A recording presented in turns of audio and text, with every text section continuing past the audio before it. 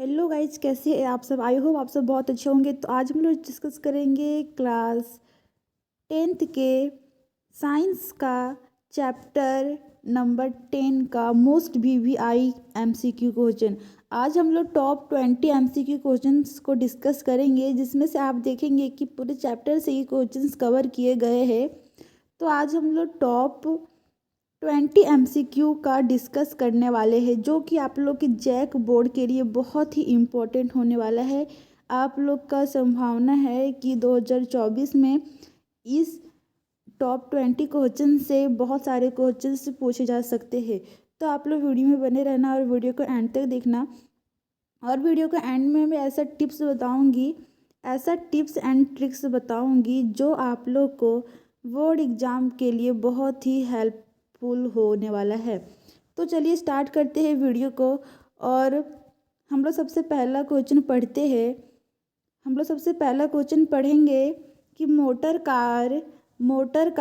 Car के headlight में किस दर्पण का प्रयोग होता है। तो आप लोग जानते हैं कि अगर मान लीजिए ये बाइक है, तो बाइक के इधर साइड मिरर होता है और एक जो हेडलाइट होता है। तो ये हेडलाइट में कौन से मिरर का प्रयोग होता है। तो जो हेडलाइट में होता है ना, वो अवतल दर्पण का प्रयोग होता है। ठीक है, तो इसका राइट आंसर क्या होगा, अवतल दर्पण हो जाएगा इसका राइट आंसर। और जो साइड मिरर होता है उसमें कौन से दर्पण का प्रयोग होता है। तो जो साइड मिरर होता है उसमें उत्तल दर्पण का प्रयोग होता है। ठीक है, उसमें कौन से दर्पण का होता है, उसमें उत्तल दर्पण का होता है। किसमें, साइड में, जो साइड में रहता है वो उसमें।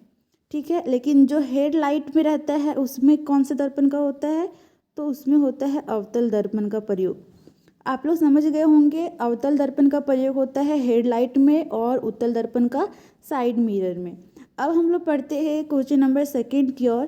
तो यदि किसी अवतल दर्पण की फोकस दूरी क्या है, क्वेश्चन नंबर 2 की यदि किसी अवतल दर्पण की फोकस दूरी f है और वक्रता त्रिज्या r हो, तो बताना है कि f और r में क्या रिलेशन है। तो आप लोग जानते हैं कि f बराबर क्या होता है, r/2 होता है। ये आप लोग को बहुत बार पढ़ने को मिलेगा और इससे आप लोग को न्यूमेरिकल भी पूछा जाने वाला है।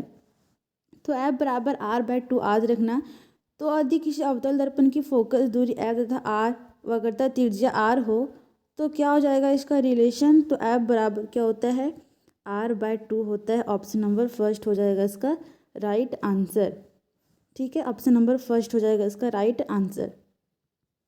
क्वेश्चन नंबर 3 है हम लोग का, दाढ़ी बनाने में किस दर्पण का प्रयोग होता है।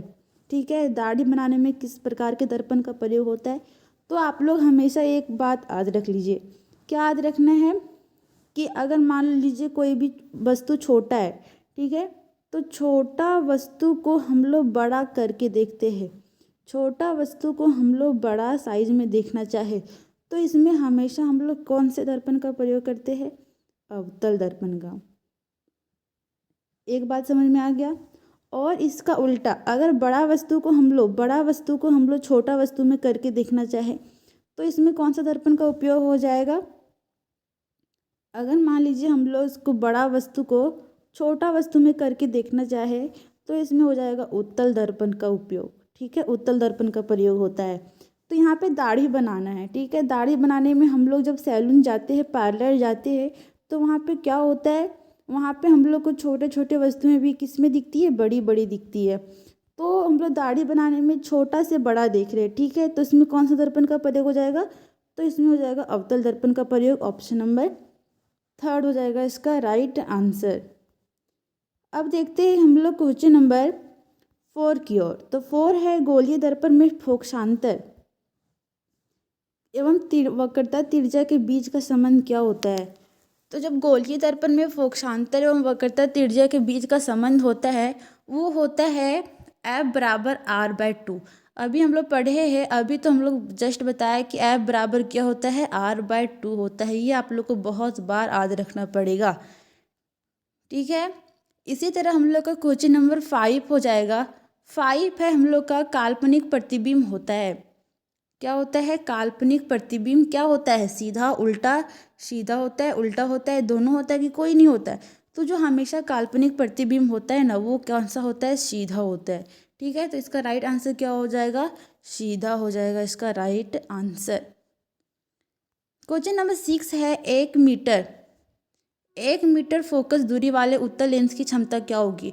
तो हमेशा जो उत्तल लेंस की क्षमता होती है वो किस में होती है, प्लस में होगा, ठीक है, पॉजिटिव होता है।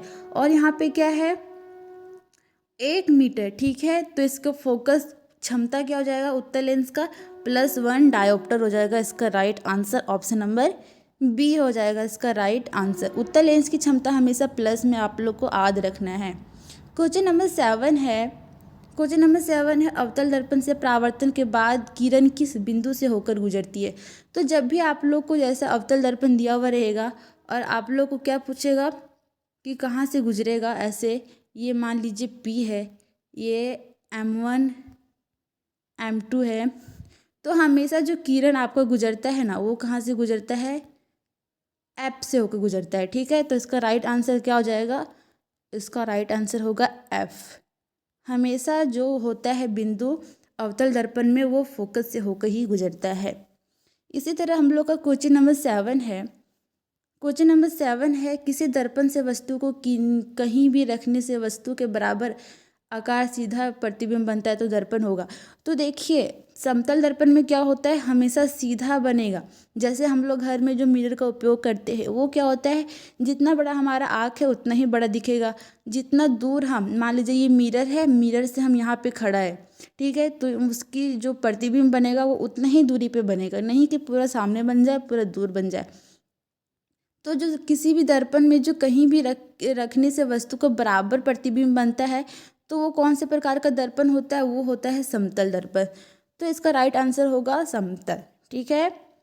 इसी तरह हमारा क्वेश्चन नंबर 9 है कि उत्तल लेंस की फोकस दूरी हमेशा क्या होती है। तो अभी हमने बताया कि उत्तल लेंस की फोकस दूरी हमेशा क्या होती है, प्लस होती है, धनात्मक होती है। तो इसका राइट आंसर क्या जाएगा, प्लस हो जाएगा इसका राइट आंसर, पॉजिटिव। हमारा क्वेश्चन नंबर 10 है किस लेंस के द्वारा सिर्फ काल्पनिक प्रतिबिंब बनता है।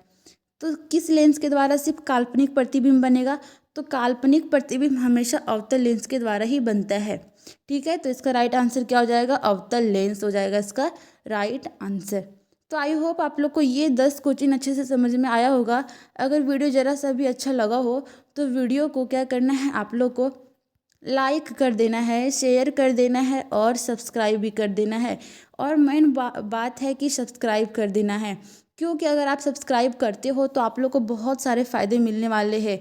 क्योंकि इस चैनल में हमने बहुत सारे वीडियो अपलोड करके डाल चुके हैं, उसको आप लोग देख लीजिएगा, विजिट कर लीजिएगा। और भी बहुत सारे वीडियो आने वाले हैं जो कि आप लोग के बोर्ड एग्जाम के लिए बहुत ही इम्पोर्टेंट है। तो अगर आप वीडियो पे नए हैं, चैनल पे नए हैं, तो वीडियो को ज़रूर से सब्सक्राइब कीजिए। और इस वीडियो में इतना ही, मिलते हैं नेक्स्ट वीडियो में, तब तक के लिए थैंक यू।